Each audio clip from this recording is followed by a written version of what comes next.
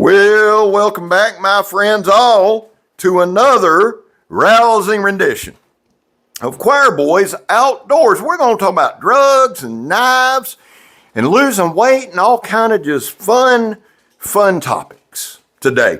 This is going to be a very, very different rendition. Now, I've been on here long enough that for those of you who have rode with me and been with me a while, you know that from time to time we stop and do these. Not everything we do on here, not every day is knife related. We do a lot of knife related content. That is 99.99% of what we do. It just is. We don't sing, we don't dance, we don't tell jokes, we don't cook. Our whole stick is knives or swords or whatever and making them work. And I love it. I've got a ton of stuff here. This is the review that I'm working on now. Probably be out tomorrow. The Geotech 18 sent to me by Timbo 437. I love this knife. I got a knife right here sent to me by Walter Matthews. If you're not following Walter, follow Walter. This is actually a Condor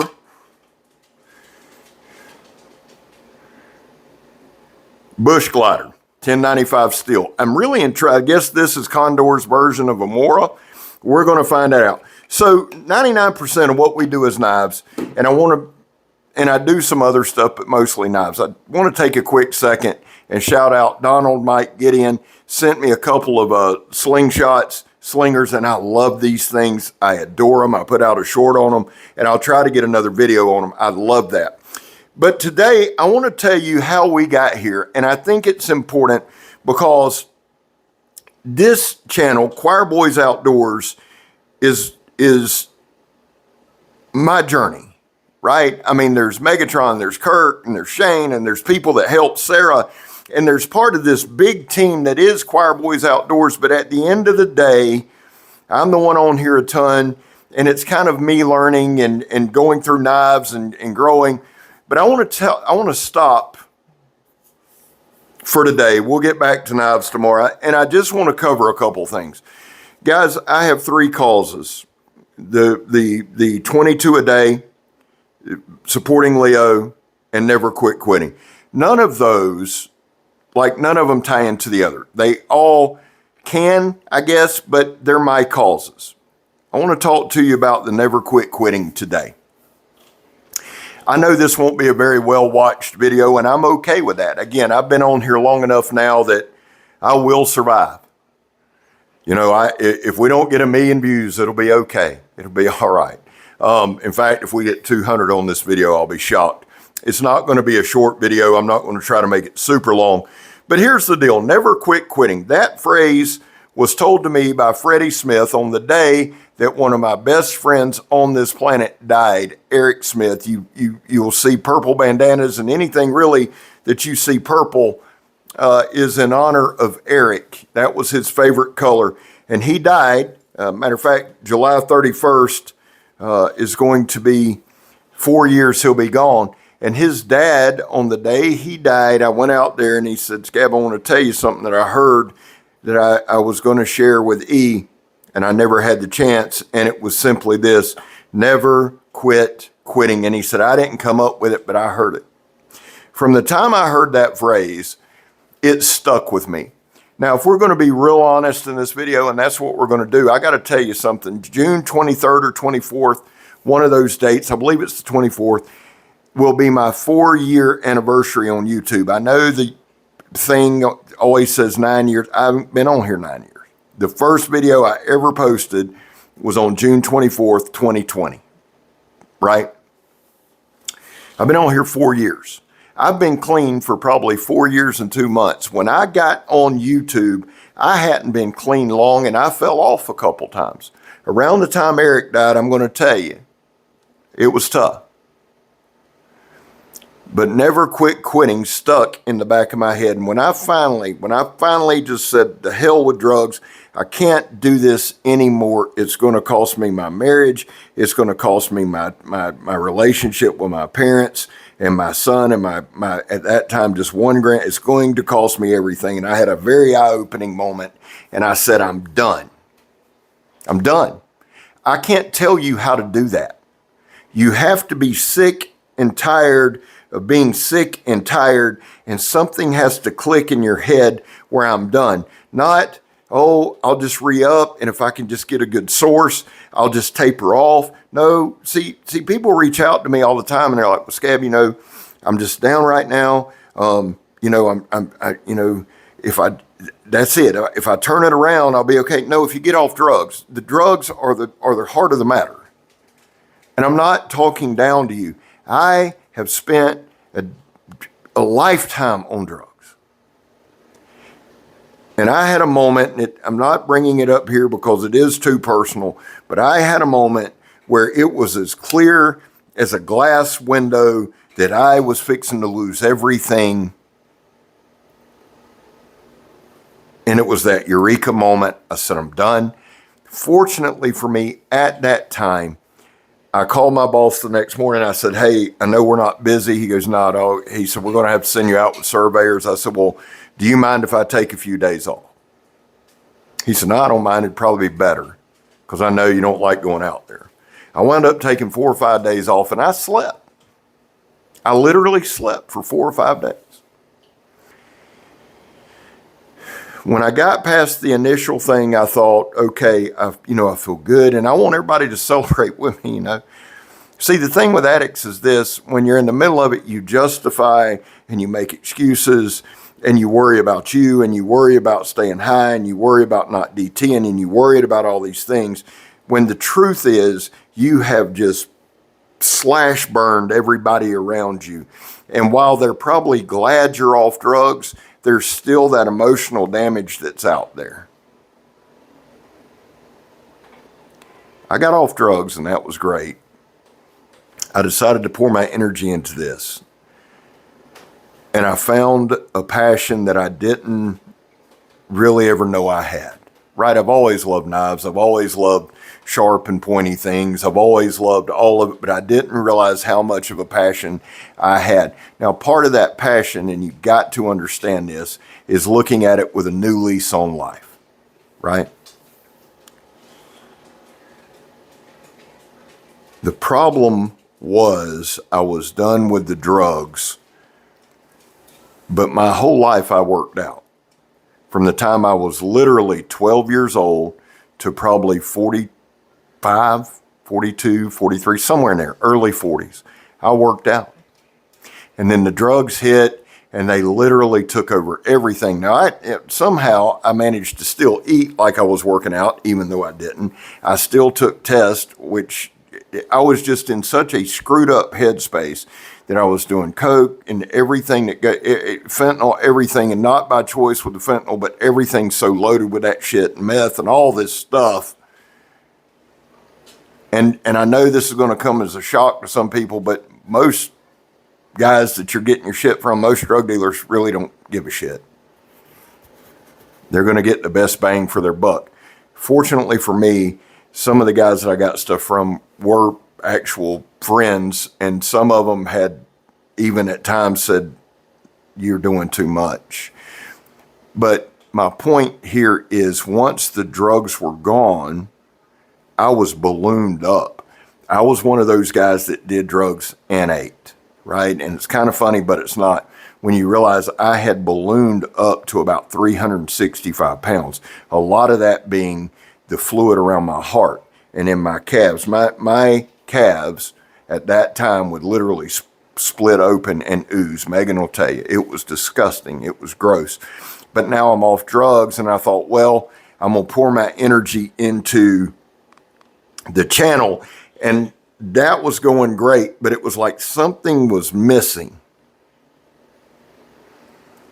And I heard a guy say one day, he said, if you were able to sit down on your bed tonight before you go to sleep, and if you thought of one thing that you could change, you haven't, but you could change, that would change your life, what would it be? And before he finished the thought, I said, it's my weight. I'm off of drugs, I'm feeling good, but I've still got this immense amount of weight, and I was gaining weight. Now, part of that was I was still taking tests like a dumbass and not working out. Now, let me stop at this point and tell you two things. One is, Fat cannot turn into muscle. Muscle cannot turn into fat. Fat is fat. Muscle is muscle. Never the twain shall meet. The other thing is this. People will always say, well, steroids is just water weight. No shit. Your muscle's made up of 3/4 water. The problem was with the steroids and the weight and the drugs, I had put myself into congestive heart failure. So now I've got a ton of fluid. Now this guys, this is when I started this channel. And if you go back to any of those old videos, you'll see what I'm talking about. I look like a totally different person. And for the next year, being clean, working at ETM, doing all that, I still ate and I was miserable, but I was doing my channel. The channel was the one little bit of solace. And Megan, bless her heart, how she's even here, I don't know, but she stuck with me. And then I lost my job at ETM because even though I was clean, the damage was done. I lost my job with ETM. I think I was on, I've been on here 5 or 6 months. I made a video about it. It says Into Every Life. I left ETM. It was my fault. I got fired, right? Megan said, what do you want to do? You got to do something. So I went to Home Depot. And she didn't say it like that. God, she's been so supportive. I went to Home Depot. I can't tell you why I went to Home Depot. It was a $10 or $12 pay cut per hour. Going to Home Depot was one of the best things I ever did up front because, and this sounds terrible, but I didn't have the spare money for like steroids and all that. And I can't explain to you why I was still doing them. Because at this point I was enormous and I could barely move. And you can go back and you can see that. Home Depot was where I first lost from, I think, 360 to 280. And I was excited and we were going to lose the weight. The problem was with the weight loss and the things like that, I went from 280, I think I yo-yoed back up to like 325, dropped back to 290, and I yo-yoed and I yo-yoed. I left Home Depot and I went to AMF where I'm at now, still yo-yoing, still yo-yoing, still yo-yoing. And November, I think 18th, is when we found out my dad was going to have a triple bypass. My granddaddy, my dad's dad, dropped dead at 68 of a heart attack. Just fell over dead. My dad had a triple bypass, and my dad was in probably one of the best people in the best shape at his age. He stays in great shape. Even after his triple bypass, he literally works out every day. He walks every day. And I went in and I seen my dad in a way that I'd never seen my father before. And it was another eureka moment. And I thought, if you don't lose this weight, you're a dead man walking. And you know you are. Your heart's already stiff. You already are in congestive heart failure. You already have high blood pressure. And you're just fooling yourself and everybody else. You're not serious about your health. And this is a whole, and I'm telling y'all, I had this whole conversation in my head while I'm looking at my dad. I turned around and I went down to the waiting room and I told Megan to go in. And I just broke down. She doesn't know it. Because at that point, I felt like I had gone through all of this. I had had the high of quitting drugs. And then I just couldn't get off my ass with the weight. It was just futile, even though I'd quit the steroids and wasn't working out. But I had quit that, and I couldn't, for the life of me, get a grip on it, right? Still doing the knife stuff. This was just 6 months ago. In January, I went to my doctor. I wore shorts, Crocs, a t-shirt, no knives, my wallet. I went as empty as I could go. And I stepped on the scale and I weighed 322. And that was it. Just like with the drugs. Just like, that's it. And I come home and I told Meg, and she was very kind. She said, okay, babe, And so for the next couple of weeks, I kind of experimented. And I'm going to tell y'all what I do now. I experimented with different things, like different diets, and it just didn't work. And one day I was at work and I'm talking to Chad about it and I'm frustrated. He goes, "Dog, quit eating in the morning." I said, "What?" He said, "When you eat breakfast, you're hungry all day long. Just try it." I thought, okay. Because my whole life, and this is something y'all need to understand, this version of me you got is probably the only version of me that will work on YouTube, because you got a broke down, humbled, beat up version. Scab at his strongest you couldn't have put up with. You wouldn't have tolerated. Scab screwed up bigger than a soup sandwich, you'd have been like, no. This version. And I thought, what the hell do I got to lose? I had worked out, I'd been into fitness. What y'all see of me is this is the only version you've known of me. There was a time where I worked out and I took care of myself and all of these things. And in my head, I'm going, okay, the hell with it. I got nothing to lose. So I told Megatron, I said, this is what I'm going to do. If we can, because we do the HelloFresh meals at night. It's good for us. It works for us. I said, here's what I'm going to do. I'm going to get up. I'm going to have a muscle milk in the morning. I'm not going to eat any. That's going to be my breakfast. So I'll just tell y'all what I do. And again, I know this isn't what we normally do, but I feel like I need to get this out. So what I do in the morning, guys, is I wake up at 4:45. I brush my teeth. I do all that you need to do. I drink a sugar-free muscle milk. It's 100 calories. I go to work. I don't eat anything. Nothing. My muscle milk, and then we eat lunch at 11:30. Now, I do want to say this about my lunch. I either go to Wendy's and have 2 baked potatoes and a medium chili with a water, or I go to Jimmy John's and I have a meatball sub with hot peppers and a water. I don't eat chips or cookie or none of that. That is my lunch. I come home, we have HelloFresh, and it could be a variety, but I don't eat after 8 o'clock. So basically, I fast from 8 o'clock at night till 11:30 in the morning. Well, I don't know if it's a true fast because of the muscle milk, but I don't eat during that time. I don't eat past 8. Typically about 8 o'clock, I go for my walk. I leave the phone here because, good God, I can't be on the phone from 4:30 in the morning till midnight every night. It's starting to take a toll on me. And I know people want to reach out, and I am forever appreciative of that, and I'm thankful for that, and I'm blessed for that, and I am honored that you would want to reach out and talk and message and do it. But I have to have an hour so I don't lose my shit every day. So from 8 to 9, I'll walk. When I get in, Megatron's usually got out of the shower, gotten ready for bed with her night clothes. We do a 20 to 30 minute yoga practice. Now, let me say this. Megatron does yoga, and she is good at it. Old Scabber does more what we would call yogurt, and I am not good at it. But yoga is the one thing, and I want to address this, because people have said you ought to try carnivore, you ought to try this. None of that shit works for me.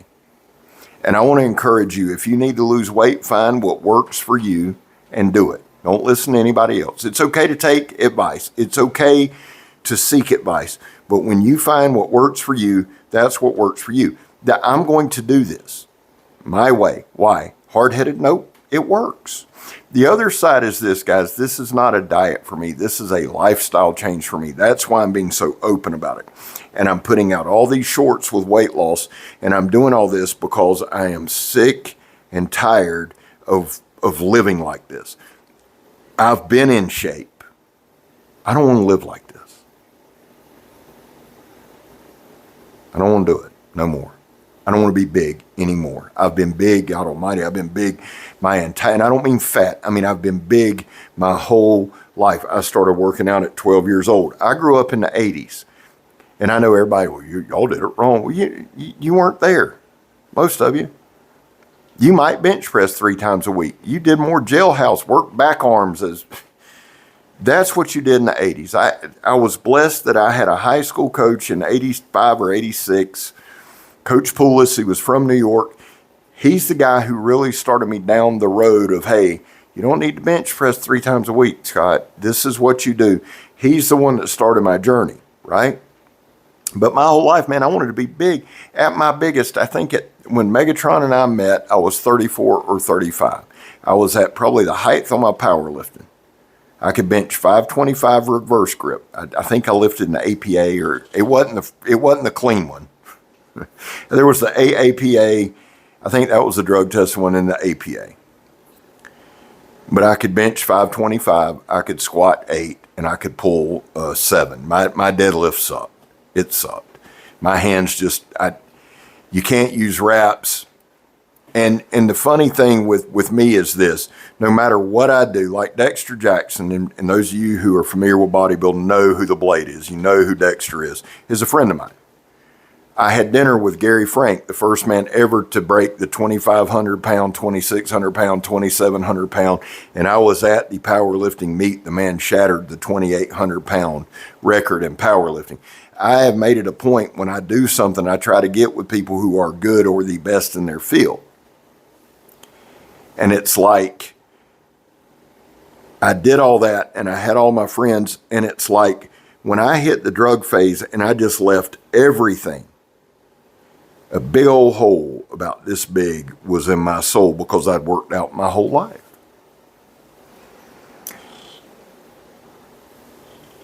It's probably been a month and a half ago, when Megan mentioned, because I told her, I said, I've lost 40 pounds. I can't move. What's the point of losing this weight if I can't move? And she said, let's do yoga. That was life-changing, because that filled that hole. I've worked out. I've done something physical my whole life. And while, no, I don't want to be big no more, guys. I do want to tone up, be in shape, and that's what yoga's doing. From the time we've done yoga till now, my entire mindset's changed.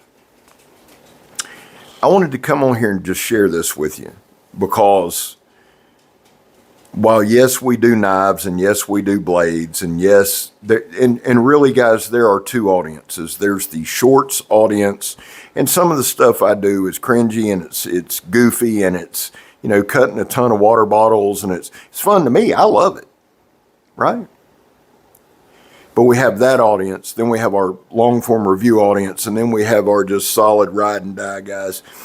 And I just feel like, to the ride and die folks, I just wanted to address some things with you, and I want you to know that I am human, and I am appreciative for you. But I want you to understand too, that while the drugs and that kind of thing gets further and further and further in the rear view, this battle with weight has been just as hard. It's been just as fierce. It's just been just as damaging as the drugs ever were. And I just wanted to kind of put out there, if you are struggling with drugs, or if you are struggling with weight, or whatever the hell you're struggling with, alcohol, whatever. And let me say this real quick. Somebody asked me the other day, said, Gab, I'd love to have a beer with you. I don't know if you drink. I don't not drink. I never quit drinking. I just kind of quit drinking. I'll have a drink here and there, right? But it's like everything else. I have to do it in moderation, because I have two speeds, 0 and 1,000,000. So I'll have 1 beer, 2 beers. That's it. Maybe once every couple years. I know me, and I know my limits. But I'm not some guy running around hitting people over the head with my beliefs. I don't believe in doing that. This video wasn't to do that or to come down on you. This video is to tell you this. I've been in the lowest points over this past decade, where I literally thought, I'll be honest with you, from probably 42 to 49, I actively tried to do enough drugs that I just wouldn't wake up one day. I lost E, I lost Bahota, I lost Matthew, and while I focused on it, you want to know what the real issue was? I had said my whole life, I lived my whole life like I wouldn't make it past 40 or 45. And you hear people say, oh, I won't make it past 40 the way I live. But be careful saying that.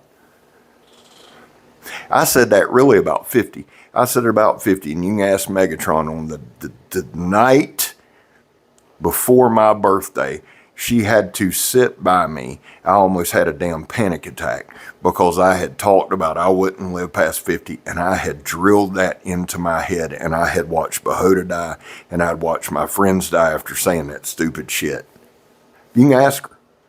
Grown-ass man had a panic attack. I didn't think I was going to wake up. I didn't want to go to sleep. I've been down. We're not 100% back yet. I've still got 50 pounds to go. I'm glad I've lost the weight. I feel good. I feel better. I don't even know why I'm doing this video, but I'm doing it because I feel like somebody needs to hear it.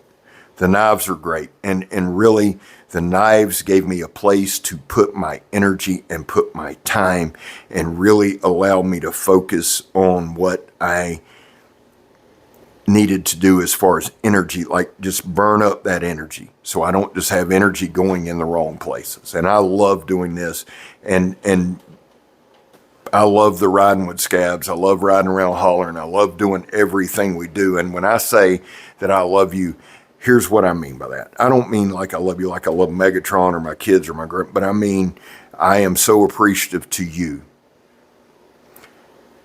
who support this channel, who ride with this channel, who have said, Scab, we're with you till the end. You're the ones that matter. Nothing else matters on this channel. I don't worry about the other. I don't worry about the negative. Sometimes I bring it up because it's content. I ain't brought it up in this video. I don't want to bring it up. I want to focus on the ones of you who've said, Scab, we're with you no matter what. I appreciate y'all listening to me. I really do. I love you. I mentioned up front, 22 vets a day take their own lives. At some point, guys, it has to end. It's a blight on this country. Vets, I want you to know I love you. You have a place here, and you really, really do. I back the blue. Ain't an easy time to do it, especially when the media just jumps up and down about every single negative thing. Are there bad cops? You know there are. You know there are. Are they are bad? You know better than that. The whole back the blue till it happens to you. Look at me. Look real good at me. Look real good. That's a bullet hole. Do I look like I've lived like an upstanding citizen to you? The whole back to blue till it happens to you, it's happened to me more than it'll ever happen to most of you. I have my reasons. Finally, and this one's big, because this one's changed my life. Never quit quitting. Before we go, there's two people I want to shout out. Eric Hussein and BC Gerbs. Both of those are fellow addicts. Both of those guys have been where I've been.